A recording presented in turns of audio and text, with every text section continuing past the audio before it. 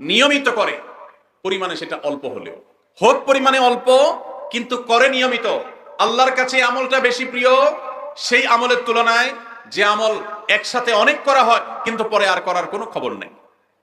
কেউ রমজানে কোরআনে কারীম 2 খতম দিয়েছেন, মাশাআল্লাহ, কেউ 3 খতম দিয়েছেন, কিন্তু রমজানের পরে কোরআনে কারীম 3 খতম, 2 খতম, 1 খতম দেয়া তো দূরের কথা, পরবর্তী রমজান পর্যন্ত আর কোরআনটা ছুঁয়ে দেখা হয় না, খুলে পড়া হয় না, তেলাওয়াত করা হয় না, 1 পৃষ্ঠা পড়ার সুযোগ হয় না। তাহলে এই 3 খতম 2 খতমের চাইতে রমজানে কেউ যদি 1 খতম কোরআন দেন অথবা তার চাইতে কমও কোরআন তেলাওয়াত করেন, কিন্তু রমজানের পরে সেই কোরআন